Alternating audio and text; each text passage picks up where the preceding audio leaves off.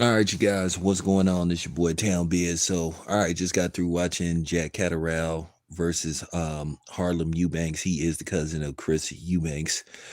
And with that being said, it was a decent fight. It was a solid fight going into the seventh round. They wasn't able to go into the seventh round basically because Jack Catterall suffered a nasty cut.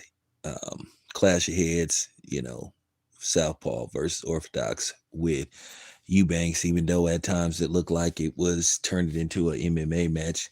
A few times there were some tackles and some takedowns. So, even in the takedowns, I scored the takedowns for Jack Catterall. And I seen something with Jack Catterall. This is I've seen Jack Catterall fight quite a few times, but this is the first time that I really like watched and took notes like what his problem is. But Jack Catterall is a very solid fighter. He bounces back, and that was him campaigning at 147. So, he was on his way to winning the fight anyway. I think for the most part, the judges, when basically the fight couldn't continue, they went to the scorecards. They had Catterall winning pretty much decisively. It looked like it was either 4 rounds to 2 or maybe 5 rounds to 1. I had Jack Catterall winning the fight going away. I thought he was landing the better shots. Um, he was landing his lead left and his short hook all night. I think that eventually Eubanks was going to walk into something. He was doing a lot of lunging, and I just think and he was walking into punches. I think he was going to walk into a big shot that was going to eventually put him on his ass, and I think it was going to be all downhill. But um, one thing about Jack Catterall, watching him closely, um, he fights from range and he doesn't like to fight on the inside. I think that's something that's hurt him in a couple of his fights. But when he's in, he fights in and out, and he likes to, use a jab, and then he likes to use his lead left. I mean, he doesn't do anything, like I said about Jack Catterall. He doesn't do anything special, but he just knows how to keep himself from getting hit. So he's a decent defender. It's just hard to win rounds against him, for the most part. But um, he's what you would call technically sound, even with flaws. He doesn't do anything spectacular, but he do have a good lead left. I just think he should have tried to throw more body shots. But that's just something I don't think you could teach him at this point. Jack Catterall being 31 years old, he's setting his ways. This is how he's gonna fight. But it was a good comeback fight after losing to Barbosa. I just think that was the problem with Barbosa. He just wasn't doing enough. One thing about Hispanic fighters, Mexican fighters, they are going to try to fight you on the inside. And if you don't have a way to combat that, you're going to find yourself in deep trouble. So, with that being said, and Jack's that's my guy though. Jack, he always shows me love. He's always giving me interviews. I'm trying to get Blair the Flair on here. Blair the Flair told me he got something in the works, possibly coming up, something big. So if I can get Blair on here, we'll see what's going on with Blair the Flair Cobb. But um, to me, Jack Catterall fought a good fight. He fought a really good fight. He fought his fight. But the things you see in Jack Catterall, like as he campaigns in at 147, he's going to struggle against guys like Brian Norman Jr. See, those are the type of dudes he's going to have big time problems with. If he can keep you, if he can keep you on the outside and catch you with shots as you're coming in, because his timing is pretty good, then Jack Catterall has an exceptional chance of beating you. But guys like Brian Norman Jr., he's going to struggle against those kind of guys. He's going to struggle against guys like Devin Haney. Now, somebody like Roley, he could have some success against Roley. He could probably have some success against guys like Ryan Garcia. He's going to struggle against those he's going to struggle against pure boxers and pure punchers. So yeah, he would he would probably get beat by he would probably get beat or viciously knocked out by Brian Norman Jr. And I think Devin Haney would box circles around him. And I think if Boots was still campaigning at 147, Boots would outbox him or beat him down. So he would struggle against those type of styles.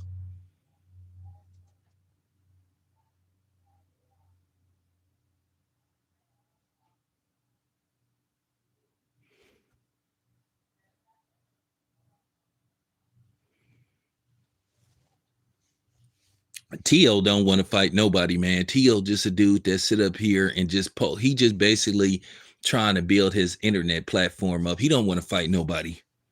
This man talk all this talk, but he won't sign no contracts. He said, okay, well, who was the guy Brian Norman Jr. knocked out? Well, who was the last guy that you knocked out? I mean, who was the last relevant fighter you knocked out? Oh, you haven't. We know for a fact that he turned down the fade with Brian Norman Jr., and that's factual.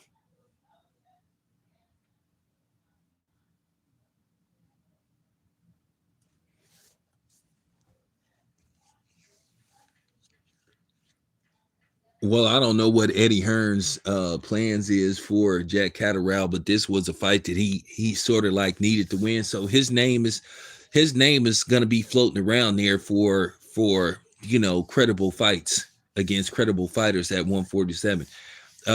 I think a TO Jack Catterall fight would be interesting. But as I said before, would T.O. sign the contract? Because, like I said before, he doesn't really want to fight anybody. He calls out these guys, and when they say, "Okay, well, let's negotiate," then all of a sudden he doesn't want to negotiate. At the end of the day, he played himself for a fool. He turned down the Devin Haney fight. He was guaranteed at least $11 million. That would have been his biggest payday. And he talked about he don't want to sell his soul, whatever the hell that means. And basically Devin Haney landed a big fight with Brian Norman. So, that's on him. Danny says he wants to fight Crawford. He isn't serious about fighting Crawford. This dude is always turning down fades.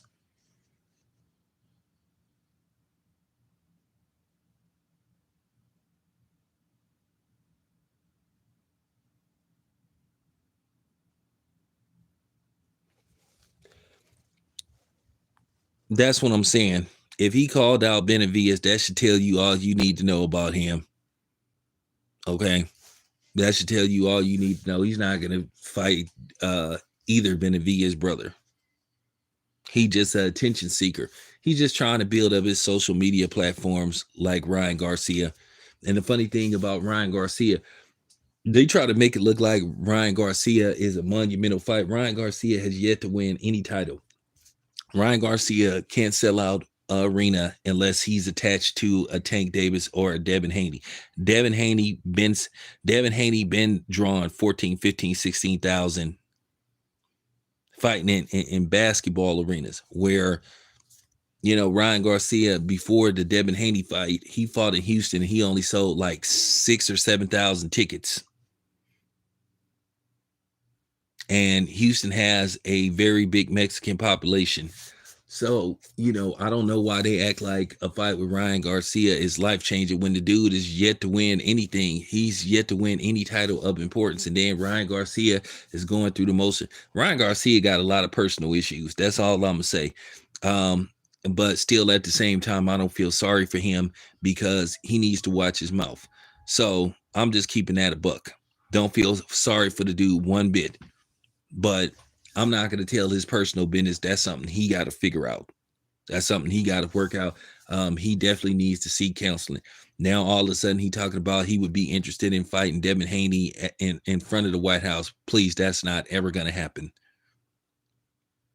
That would be a shit show, and then that would be a security risk.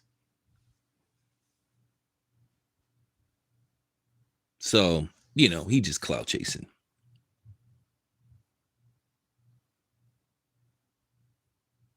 I think it was David. Yeah, that's all he doing, trying to build himself off the back of black fighters, just clout chasing. But he refuses to sign a contract.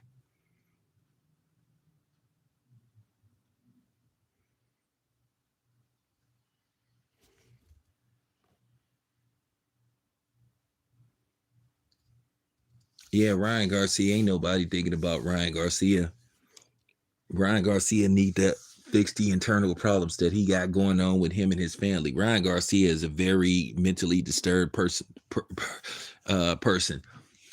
I don't want to go into deep details about some of the stuff I heard that's going on with him or may have happened to him, but that's something that he need to work out. That's why Ryan Garcia is all over the place. That's why Ryan Garcia takes to drugs and saying ridiculous stuff on social media. Ryan Garcia is a junkie because a lot of people turn to drugs when they trying to, for however long that high lasts, to ease the pain of what's going on personally in your life.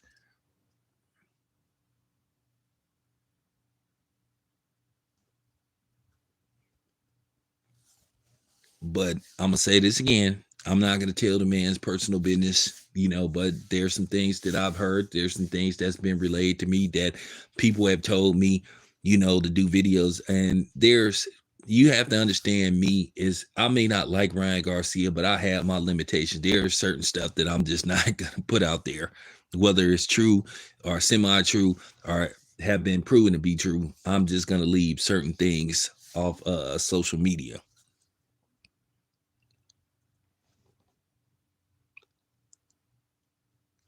I didn't even know there was no pro box card in Fresno. I don't, I'm not even gonna lie.